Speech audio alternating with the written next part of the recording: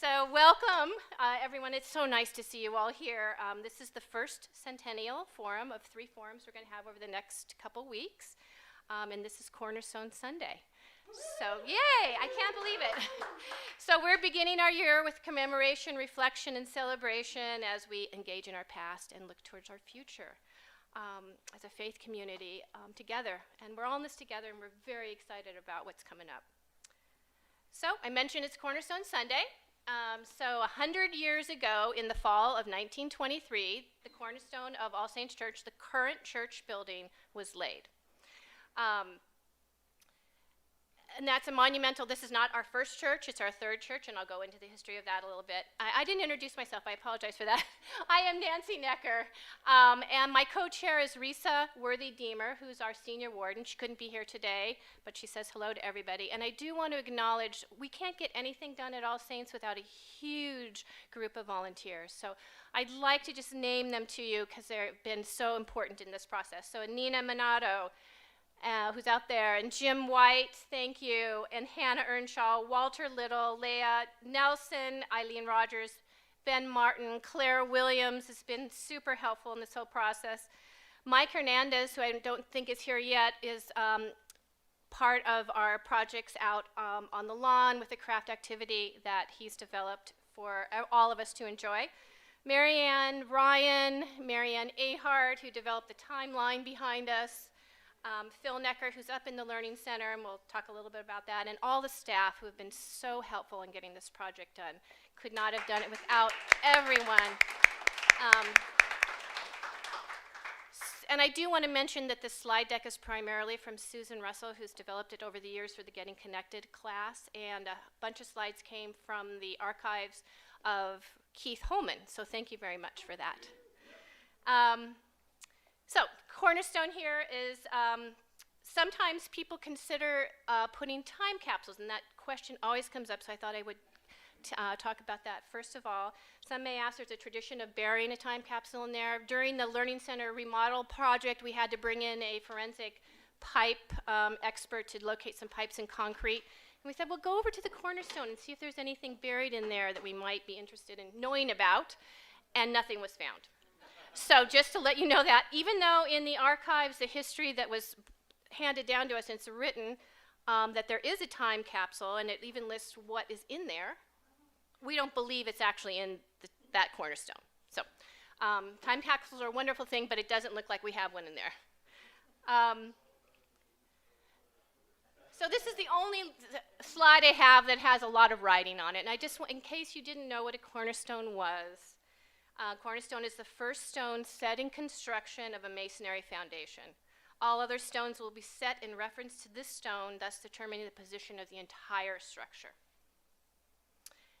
In a symbolic sense, though, and this is the definition I really love, the cornerstone represents aspiration and endeavor. It is a symbol of the beginning of a great effort. Bound within it, all hopes and aspirations for the structure to come. So not only are we building a physical building, we're building a place for people to celebrate community and their aspirations and hopes for this wonderful church. So in the beginning, Pasadena looked like this.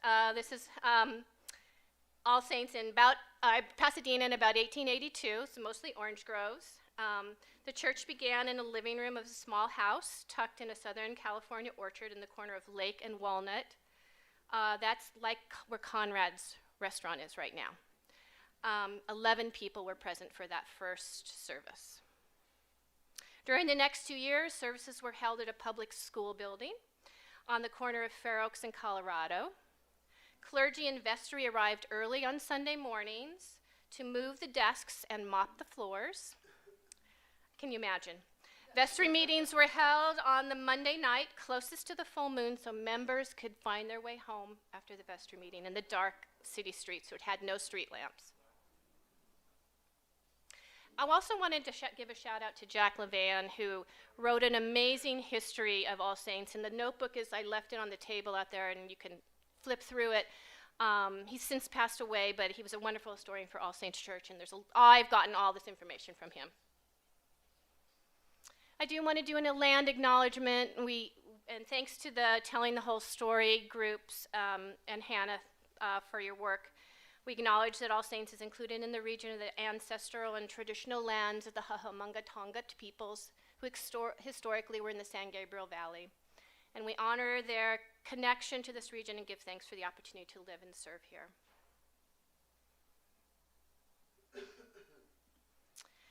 So, yes, thank you. So this is our first church building. And this was in a small frame church. It was located on the corner of Garfield, served All Saints from 1885 to 1889. So it was around 1884 that a lot was purchased on the northeast corner of Colorado and Garfield, and it used to be a mutual savings building that's there now. I'm not sure if it's that same bank. The first pipe organ was installed in 1885. The Lamb of God memorial window was installed also, and it's still in the current church building, and it's in the usher room. So if you walk behind the church, you can see it, and it is really beautiful. It's stunning. It's a small window, but it's beautiful. Yeah, it is.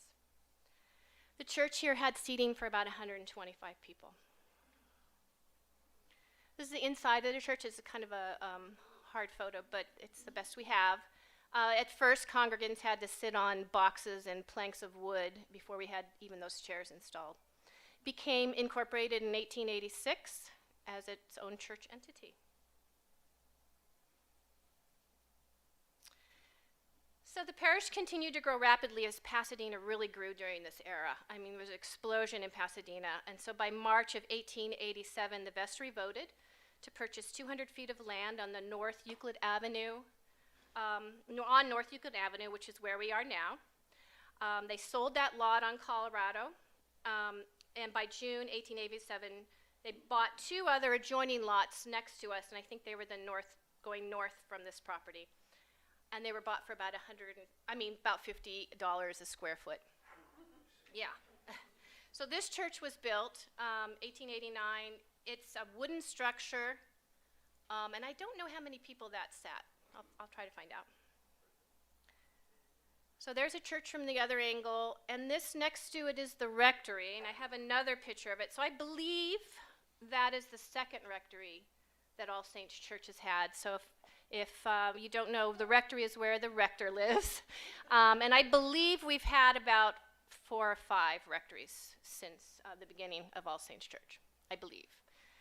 So let me show you another. This is the rectory again, and the reason I'm actually pointing it out, it's a green and green. So unfortunately, it was torn down but it's a beautiful building, a beautiful home. Hey, Daryl.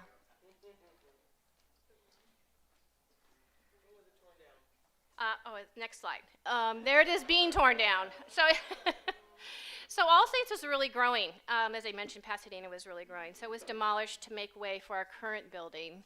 And that it looks like they're saving some of the wood, and they're trying to demolish it in a somewhat humane way. But they did save some of the stained glass out of there and some of the other items.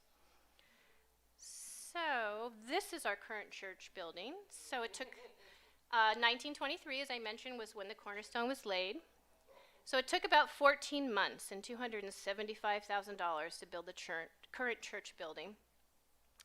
It was dedicated in 1925, so the bishop came out and dedicated. So this time you can see, and I don't know if you noticed in the other slides, horse and buggies, dirt roads. Now I believe we have paved road with cars here by 1923.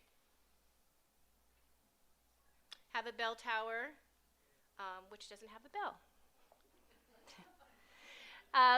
This is a Gothic-style building. It's made of Bouquet Canyon granite.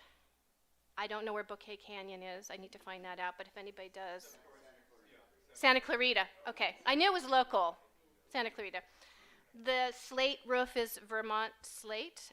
The columns and corbels are cast stone.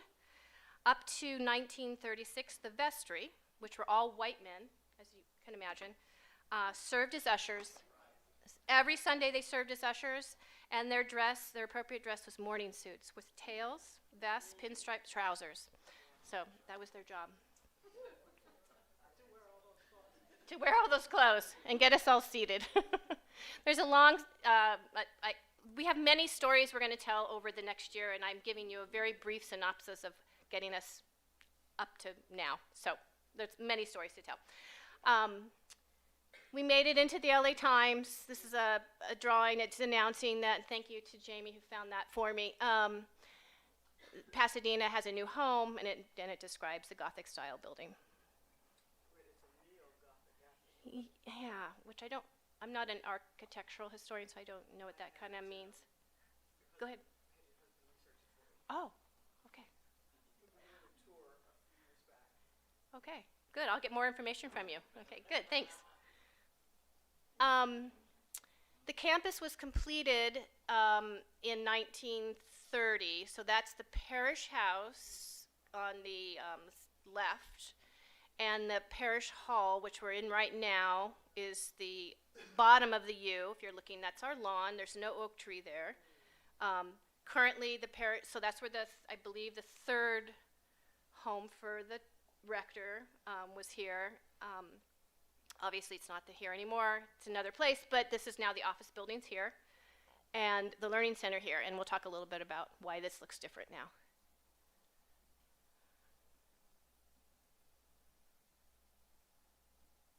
Do want to mention that, speaking of Learning Center, that after the service, there's an open house up in the Learning Center, so please go upstairs.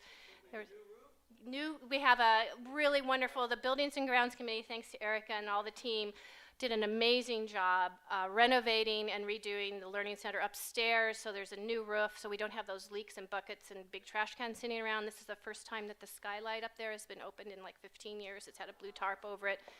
And all the new carpeting, paint, and things have been really scrubbed down, so it's lovely. It's lovely. So thank you to the Buildings and Grounds. Yeah, it's really amazing. So, really thank you to Phil. Well, thank you. Yeah. We can't not talk about St. Barnabas at this time, and we'll talk about it many times over the year. It's an important piece of the history. And so for those who don't know, part of the All Saints history is the participation in systemic and segregation of the Jim Crow era. So African Americans were excluded from worshiping at All Saints Church when it was built in 23. St. Barnabas was then formed for the African Americans to worship, and we're celebrating the decades of ministry, many decades of ministry at St. Barnabas Church, and we acknowledge our complicity in the sin of racism, which led to the founding of the church. And we'll be talking about this again over the year. So this was an interesting slide that was in Keith's slide deck, is All Saints Church is there, and the construction, I believe, is the City Hall. Yes, it is. So by that orientation, yeah. That was 1927 is when City Hall was built. Right. So that was a big project going on, so the churches predates the City Hall. Yeah. I didn't have many slides about people because we're going to talk about people for the rest of the year, but I couldn't resist this one because it just cracks me up. These are the ironing the church bulletin. So this was a big deal. I think every time I see this slide, I think of Marshall Rudder, who is our volunteer front desk person who sends out all the tois to the people who don't have computers, and is in there folding every Friday, and I think, Marshall, you need your iron. Exactly.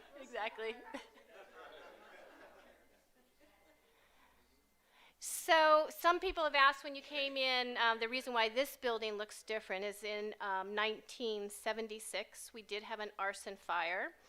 We never we knew it was arson, but we don't know by whom.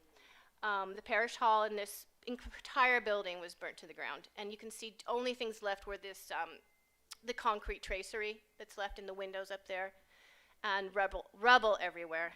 It was quite devastating. Was it, may I ask? Yes, please. Was it just All Saints, or was there a time where they were bombing churches? Just All Saints was the target? All Saints was the target, and I'm not even sure if we got any pre-warning or anything, or any sort of information about it. I'm not exactly sure the cause. But as far as I'm aware, no one else was targeted. did renovate this building, obviously. We're sitting in it now for $4.5 million was after a rebuilding campaign, a very successful rebuilding campaign. So we have this beautiful place now, which I love. And again, go up to the Learning Center to see the work up there. Yes? Something that a lot of people don't know is that the basement of this building, where the forum is now, was a meeting hall, but it also served as a roller skating rink.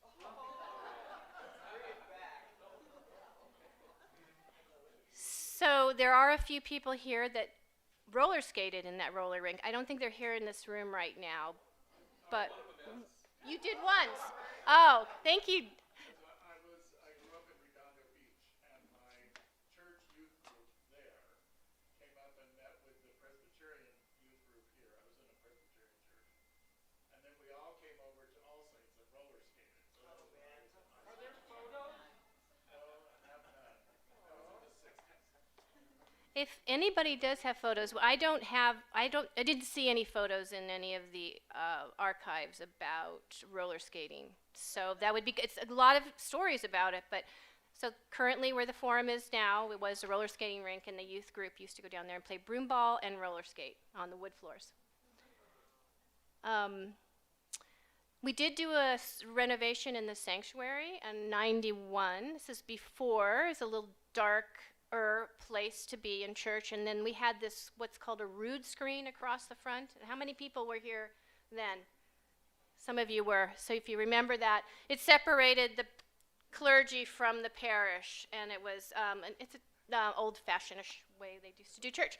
So we needed to renovate, did a campaign, and this is the building now. So the rood screen was lifted, that beam across the top, and I believe that is a seismic beam that holds us together. Lifted higher, so yeah, thank goodness. The rood screen was cut off, but you can see remnants of it hanging down. The chancel was brought forward into the church more, so that it's a more participatory experience with worship.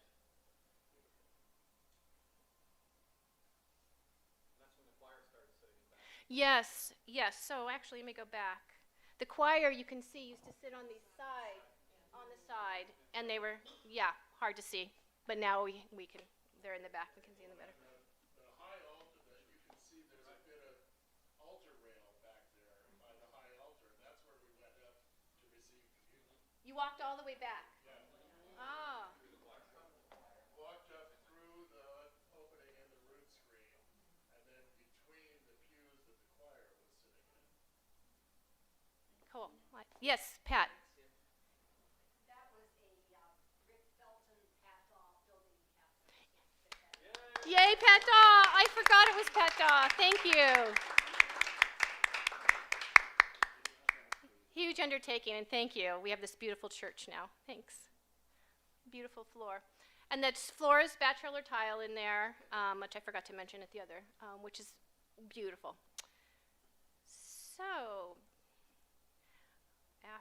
So what's happening today to celebrate Cornerstone Sunday? A couple activities on the lawn afterwards. There's a scavenger hunt, very kid-friendly, but adults are welcome to do it. In the church, after the service empties, go in, there's a map and a scavenger hunt, and I'm challenging you all. I've told you about where one cornerstone is. Did I tell you it was on the southwest? I'm not sure if I mentioned that. But go by and see it. There are actually 2 cornerstones at All Saints Church.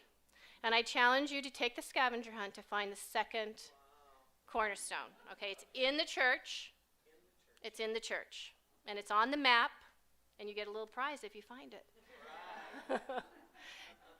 So do that after the service today. There's a craft activity on the lawn, and we're making cornerstone boxes that you may take home. And it's really, this is developed by Mike Hernandez, who's a parent here and a parishioner, and took some photographs of the cornerstone. And he actually is going to have a big cornerstone out on the lawn, too, that you can all look at as a replica. This is the replica. But it's just a memento that you may take home and make it, and you can make it right out here, and you'll get help with that. So please do that. The Learning Center, as I mentioned, is open. And there's Cornerstone cookies for everyone, so please enjoy those. So the Centennial continues, and I am inviting, so what's going to happen for the rest of the year? The commemorating and reflecting will continue for the next year as we celebrate. We're focused on the building kind of today, but over the next several years, we're going to really reflect and celebrate the people and the activities that took place in this building. So next Sunday, for Centennial Sunday, you'll see lots of slides about all the things that happened here with people involved in all the activities. We'll reflect again on some of the telling the whole story about St. Barnabas and the land acquisition. And then save the date for the big bash. The big party for the birthday will be when the church actually opened for attendance. And that wasn't until the fall of 1924, because it took over a year to build the place.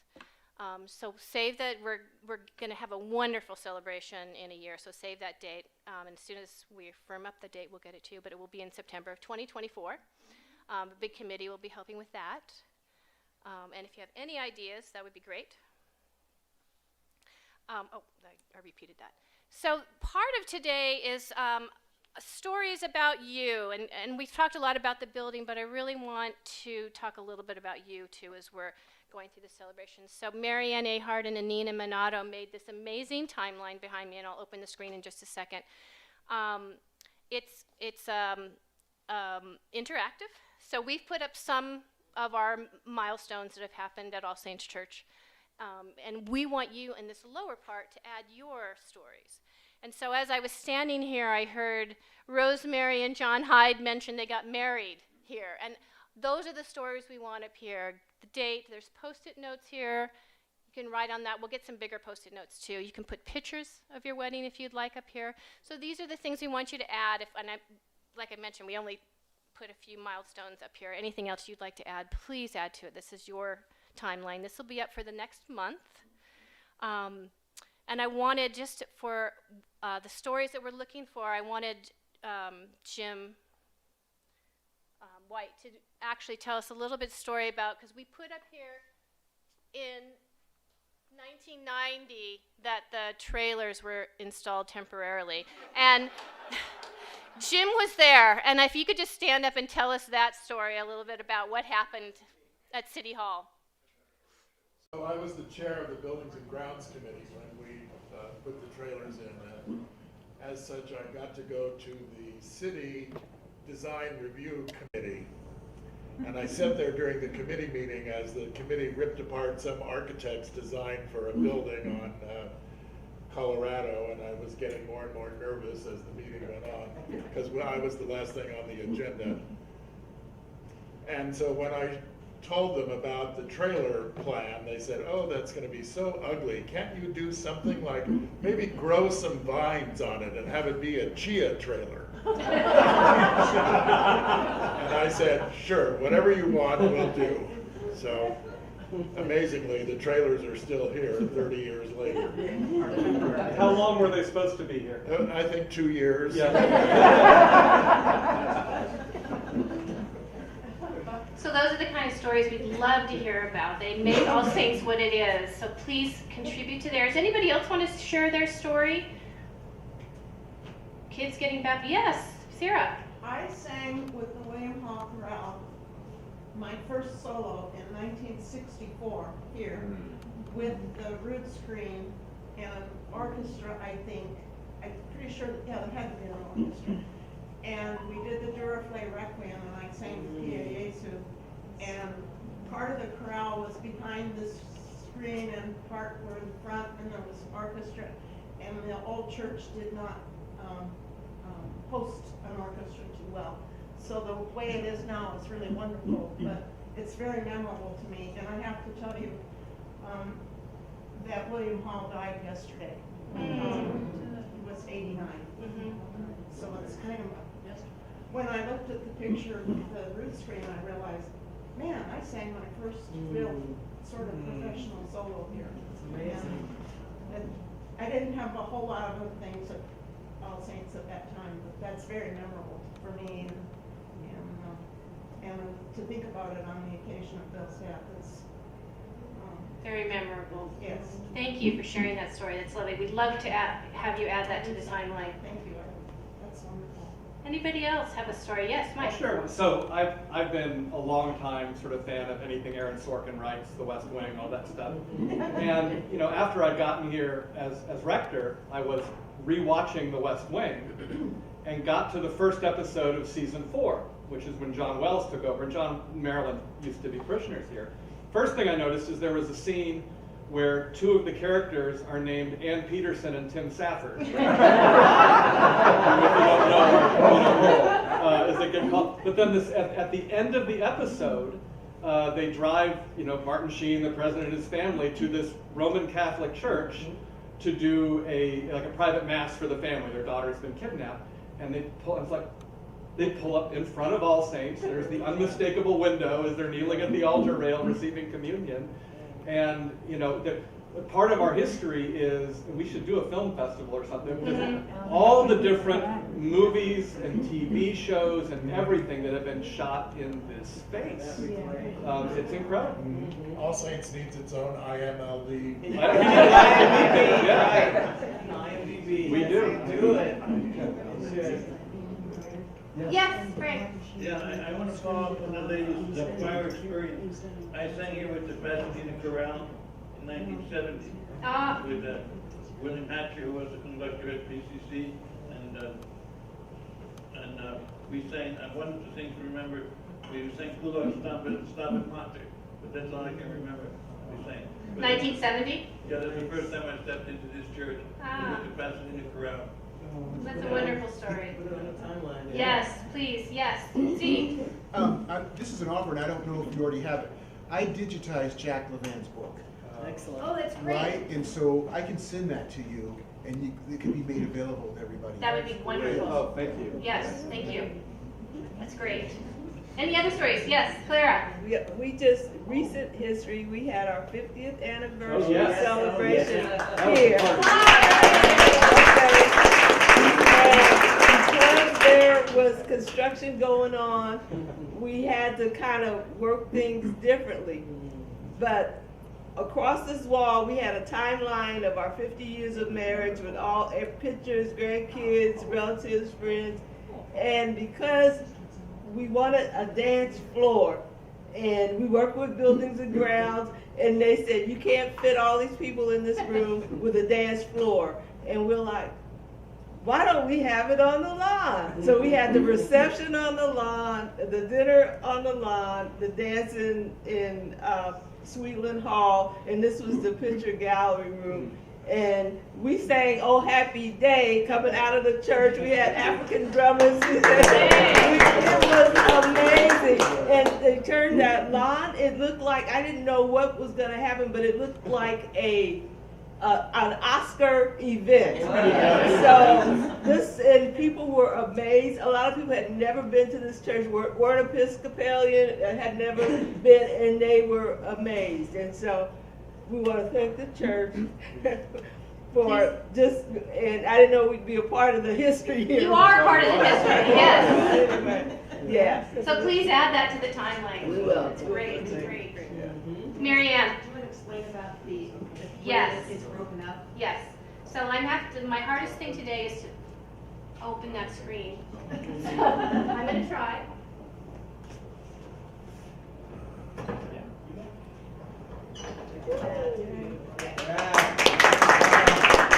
Turn that off. Yeah, thank you. So Mary Ann and Anina created this timeline. It starts in 1923. The years in the beginning are condensed because we didn't think that many people would be contributing from those years. So there wouldn't be a great need. But if you have family, parents, relatives that participated, please add in that time. Then as the years go on, we expanded so that the last, from 1920 to 2000 to 2020, are really big years, so because we feel like this is most of the people came in through here. So We just put the most basic milestones up here. We missed a lot, so there's just a way to sort of think about it. The blue up there is sort of what happened in the world history, and you can add stuff up there too if you like. We thought it was important, like the pandemic, and the recession and things, and how we responded to each of these events is important. So we have these baskets, and this is the interactive part where people can come up. You can write on Post-its, you can write right on there. These are markers that don't bleed through. So anything else I missed, Marianne, about, yes? What happens to the timeline? Okay, yeah, good question. It's temporary. We'll take good pictures of it, but it won't last. So if you put a photograph up here over the next month, make sure it's a photograph you don't mind losing or come get it. Yeah, well, I can't guarantee you'll get it back, so take maybe a screenshot of it, a photo of the photo, yeah. Thank you, that was a very important thing to mention. Did I miss anything, Anina? No, I think it's on until the 22nd. This will be up till the 22nd, yeah. So come back, we're gonna do many more slide presentations and history as throughout the year, and so we're very excited. One very fun thing that's happening at Christmas Eve, 5 p.m. service, is all the youth that ever went through the youth program, through Seekers, choir, Sunday schools, acolytes, are invited back to have a reunion at the 5 p.m. service. So we're getting notices out. So if you know anybody or if you have kids that went through the youth program, they happen to be coming back at Christmas time, invite them to the 5 p.m. service, and there'll be a celebration up on the chancel with everybody and a little reception on the lawn. No matter how old they are now. Right. And Sunday school teachers, which Anina and I are. So, and Gloria Pitzer better be there, because she is, yeah. And so there's many, many things happening throughout the year. So keep an eye out for that. Okay. Here for Nancy. Oh,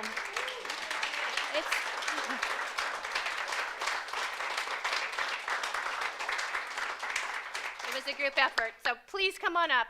Nancy, did you announce about the cookies and the... I did, yeah. And definitely before you leave, you got to see the Learning Center. It is Yes. incredible. And you can do that now if you'd like. Do it, Please yeah. come up and Come on up. We did.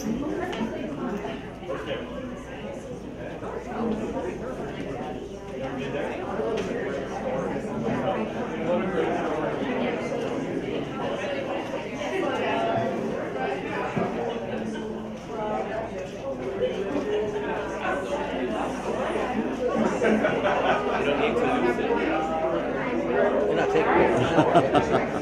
Let me get out of here.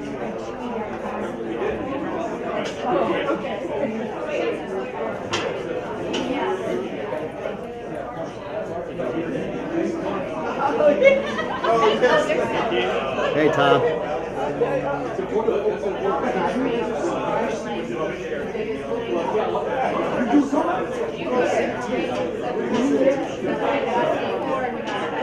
Yeah, right.